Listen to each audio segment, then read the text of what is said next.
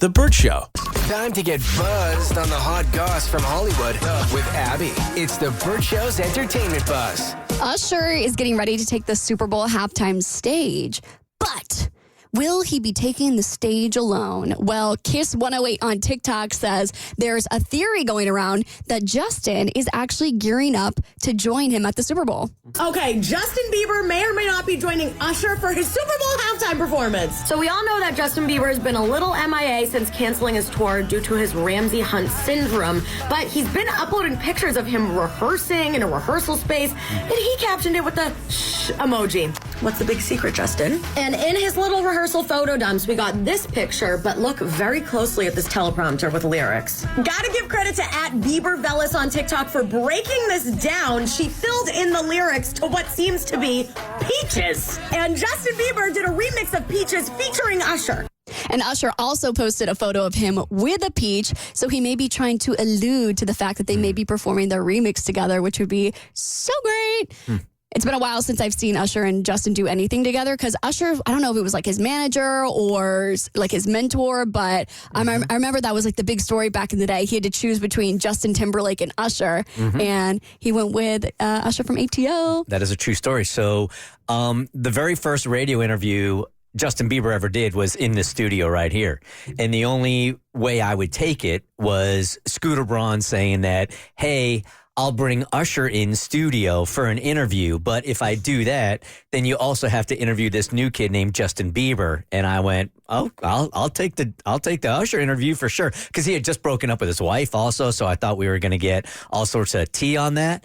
And Usher was on for a very short amount of time, and then Justin took off right after. I mean, we didn't have anything to do with it, but it was a package deal at the time. Yeah, win-win situation.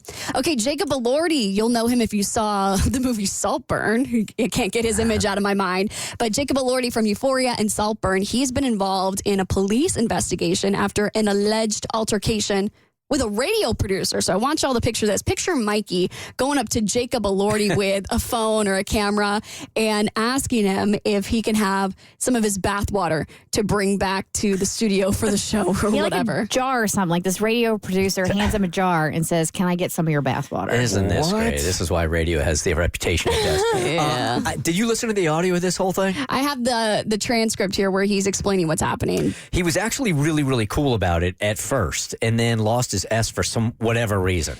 I can imagine. So Jacob Elordi to me strikes me as the type of actor who hates the fame part of it, which is not like a new thing or anything. But I really get the sense that from an early start in his career, he was on those like kissing booth movies, which are very much like... I think he felt like he wasn't taken seriously as an actor and, you know, was kind of used as like a prop to like show your abs and, you know, to get the teen girls going. And I think he really resents that. And I think he really resents the fame that came from that. So I think now that he's doing the quote unquote serious roles with like Saltburn and Euphoria, I think when he gets some kind of hokey guy in his face, you know, trying to pinpoint his career to a small minuscule part of the movie, I think it really enraged him. It did. And you could hear it. But at first he was trying to be cool. But I do have a pet peeve with celebrities that don't want to talk about the foundation of their celebrity. Even though it was projects that they wouldn't want to take now, it got them in the arena to where they are now. So to say like, I hate talking about those back in the day, I just find it off-putting.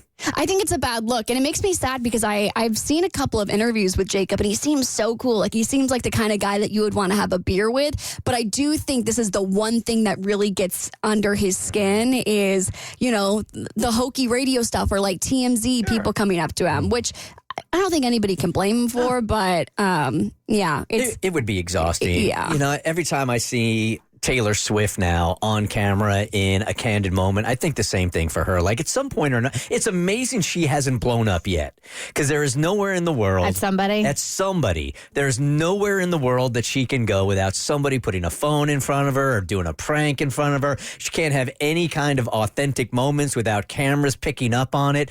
At some point, I would think that she's going to snap also. I love how her and Lana Del Rey had fans at the Grammys, like these pop-out fans to cover their mouths. mouths so they could have conversations without, because I'm not going to lie, there's a lip reader I follow on Instagram. She's deaf and she reads lips. And so when they're at her award show, she will sit there and she will break down what the people are saying. And it's highly entertaining.